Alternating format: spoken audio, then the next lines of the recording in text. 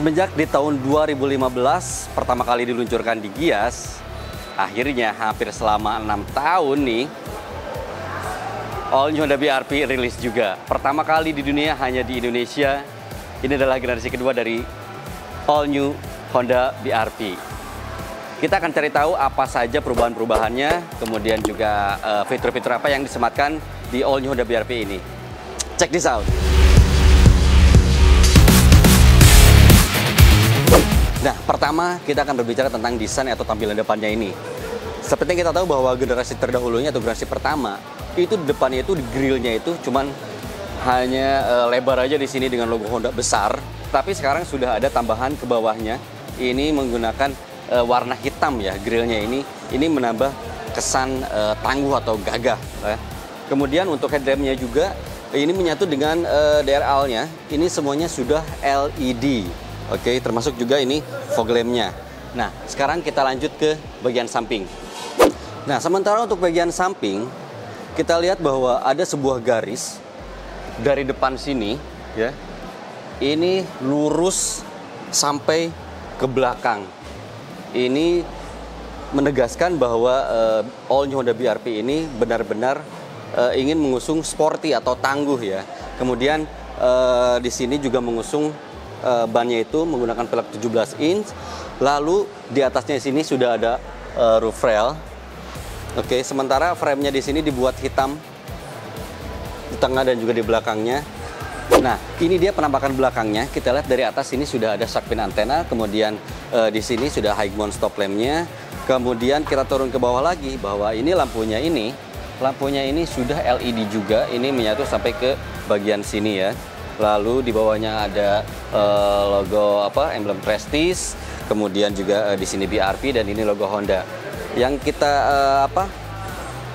review ini adalah Honda All New BRV yang tipe tertinggi, yang Prestige. Nah, sementara kita turun ke bawah lagi sudah ada beberapa, ada 2 sensor parkir dan ini dipadukan dengan warna hitam dop ya. Sementara ada kamera juga di sini, kamera belakang. Dan untuk pembukaan ini bagasinya simpel. Nah, kita lihat sekalian aja kita lihat di bagian bagasinya. Dan ini di dalam bagasinya kita lihat bahwa ada space di sini, ada separator juga di sini. Jadi kayak 2 tingkat seperti ini, dan di sini kita bisa menaruh mungkin 4 ukuran carrier ya, 4 tas carrier di sini bisa. Dan di bawahnya juga kita bisa menyimpan mungkin sepatu, sandal dan barang-barang kecil lainnya. Dan ini juga bisa dibuka kalau misalkan kurang luas ya. Lihat. Bisa dicopot juga. Lalu kalau misalkan kurang luas, kita bisa ratakan ini. Nah, di sini ada tuas. Nah, lihat, cukup rata, oke. Nah, dan ini ada tali. Tadinya gue pikir ini sebagai untuk rebahin juga gitu, tapi ternyata cuman untuk narik, untuk kembali ke posisi semula, seperti itu. Oke, langsung kita masuk ke bagian interiornya. Nah, kita sudah ada di kabin depannya dari All New Honda BRV. Oke, kita mulai dari setirnya dulu. Seperti biasa, setirnya ini sama seperti mobil Honda yang lainnya, tetapi di All New Honda BRV ini dilapisi oleh kulit dengan jahitan-jahitannya yang menonjol besar, tetapi ini menambah kesan gagah ketika digenggam juga. Nah, di sini ada pengaturan-pengaturan untuk head unit, kemudian pengaturan untuk MID-nya juga di sini. Lalu kita lihat apakah ini sudah bisa teleskopik atau baru tilt up and down. Belum bisa teleskopik. Oke. Sementara di sebelah kanan ini seperti biasa ada pengaturan untuk spion, lalu juga auto window-nya hanya untuk bagian driver aja. Tapi di sini ada kesan motif, bukan motif ya, chrome, dilapisi chrome sehingga tidak monoton gitu. Sementara untuk bahannya sendiri ini plastik ya, bahannya plastik dengan motif kulit jeruk ya. Tetapi di armrestnya di sini ini sudah kulit. Ada start stop engine, kemudian juga ada layar TFT-nya di MID. Lalu kita pindah ke bagian tengah. Ini ada head unit untuk entertainment di all new Honda BR-V ini. Ukurannya ini 7 inci. Tetapi ini sudah bisa hands-free, kemudian juga sudah connecting ke smartphone yang kita gunakan ya. Nah, lalu AC-nya juga sudah digital ya. Ini bentuk AC-nya juga kalau menurut saya sih keren sih. Walaupun terlihat simpel tapi keren. Karena panjang tetapi ada lancip-lancipnya gitu. Nah, sementara untuk blower AC-nya di sini, keluaran AC-nya seperti biasa aja, tidak ada yang menarik sih. Dan kemudian kita ke bawah lagi, di sini ada untuk ngecas sampai 12 volt, ada satu untuk USB, satu dua, dan satu lagi ini yang ketiga untuk power outlet 12 volt. Ya seperti biasa, penyimpanan untuk koin, kemudian untuk minuman. Lalu pindah ke transmisinya nih. Tuas transmisinya ini terbilang cukup gede, tapi di sininya simple sih, nggak ada nggak ada kesan-kesan mewah, terlalu sederhana mungkin menurut saya ya. Dan sayangnya untuk kelas paling tertinggi ini, untuk rem tangannya ini masih menggunakan tuas, nggak dicolek gitu ya. Di sini juga ada tempat penyimpanan.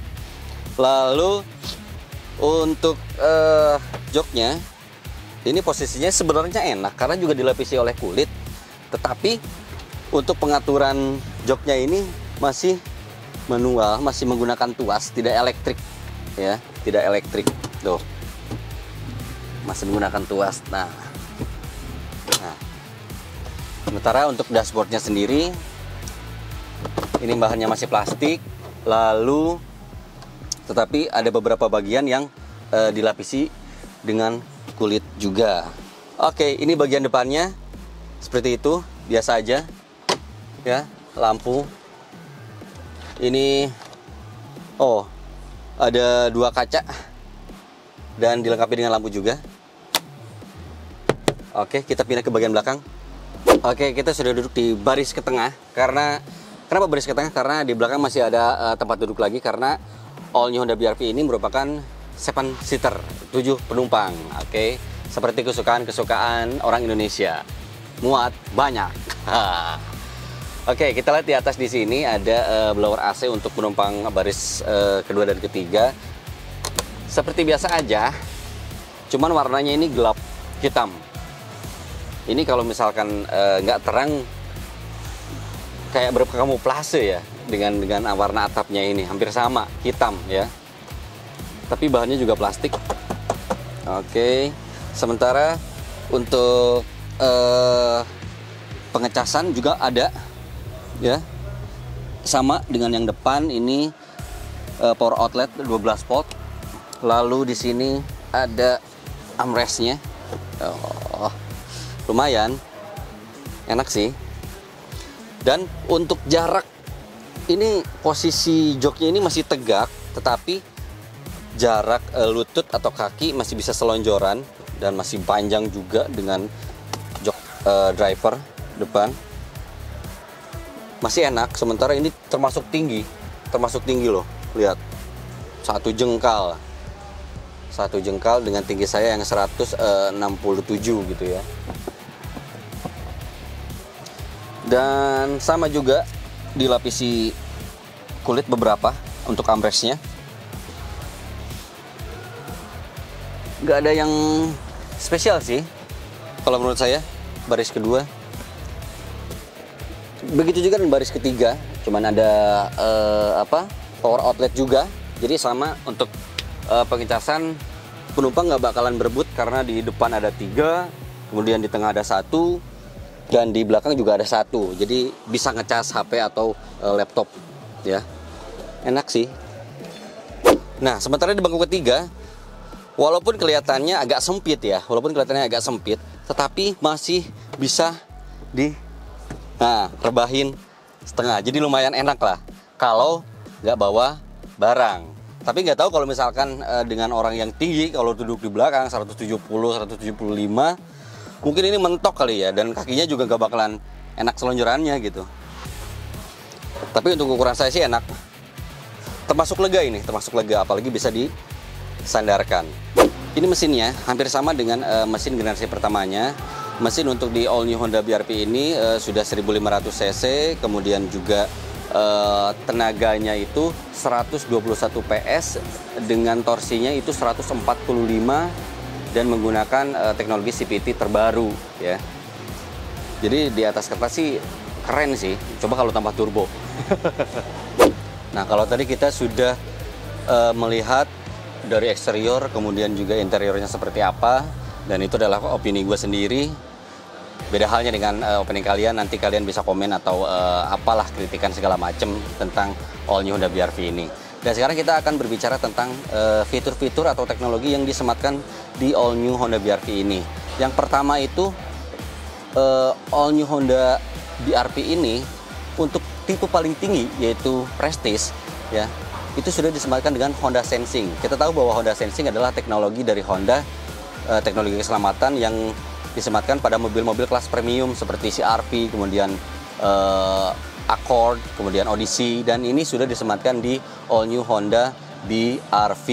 Ada apa aja seperti kayak CMBS, Collision Mitigation Brake System, kemudian juga ada Auto High Beam. Auto High Beam itu dimana kalau kita jalan di kegelapan, itu otomatis lampu itu akan set ke lampu jauh. Tapi kalau misalkan di depannya sudah ada mobil atau motor di depannya, itu kan kembali ke set lampu dekat. Nah, seperti itu. Lalu juga ada adaptive cruise control, di mana kita nggak harus nginjek gas atau rem ketika berkendara, dan itu bisa mengikuti sesuai kecepatan kendaraan yang di depan. Kalau kendaraan di depan kencang, kita juga kencang. Kalau melambat, ikut melambat sampai berhenti bahkan ya. Lalu juga ada LCAS, Lane Keeping Assist. Itu membantu kita kalau misalkan kita lagi di jalan tol, itu marka jalan kan sudah terlihat jelas ya, dan kita ketika menggunakan fitur LCAS itu posisinya berada di tengah-tengah marka ya, di antara marka tersebut. Kalau misalkan kita mau melewati marka, itu akan diberikan peringatan dan akan tetap ada di jalurnya. Lalu juga ada road departure mitigation, berfungsi untuk memberikan peringatan jika diperlukan secara otomatis pada roda kemudi apabila pengendara keluar dari jalur, supaya kembali ke jalur yang benar. Tobat ya. Jadi kalau misalkan kita ngantuk nih gitu kan, kita ngantuk ke pas belokan, nah kita kan suka melebar gitu. Nah, itu bisa memberikan peringatan. Lalu juga ada beberapa fitur lain selain Honda Sensing yang diterapkan di Honda BRV ini, seperti remote-nya ini sudah bisa menyalakan engine-nya. Mana ya remote-nya? Oh, ini. Sudah bisa menyalakan engine-nya hanya menggunakan remote. Nah, lalu juga ada beberapa fitur lainnya seperti walk away auto lock. Jadi kalau misalkan kita parkir tetapi kita lupa untuk mengunci mobil kita, nah fitur tersebut ketika kita sudah jalan minimal 2 meter akan otomatis mengunci mobil ini. Lalu juga di sini di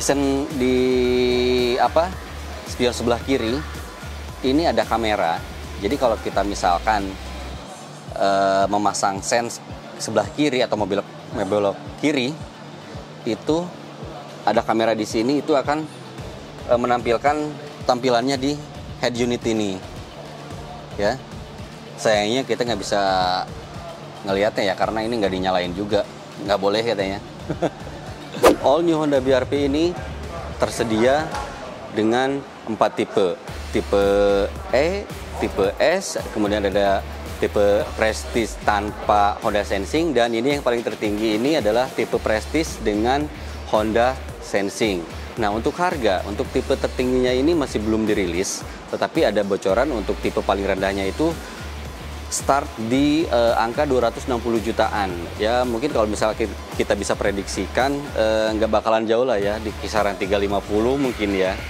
Ya, siap-siap aja bersaing dengan beberapa SUV lainnya seperti Xpander Cross, kemudian juga XL7, kemudian juga Terios dan Rush. Oke, jadi kalau misalkan Honda ingin menyaingi mereka, mungkin ya bisa dimainkan dari harganya ya, apalagi untuk tipe tertinggi ini sudah dilengkapi dengan Honda Sensing yang merupakan teknologi keselamatan dari Honda. Oke, itu dia review dari gue. Akhirnya kalau misalkan ada komentar, kritikan atau saran apapun, pendapat kalian silakan komen-komen aja di bawah. Kita diskusi dengan santai, kita ngobrol-ngobrol aja. Oke, dan jangan lupa juga untuk share video ini dan klik like and subscribe. Oke, gue Dogi Setia, pamit, bye.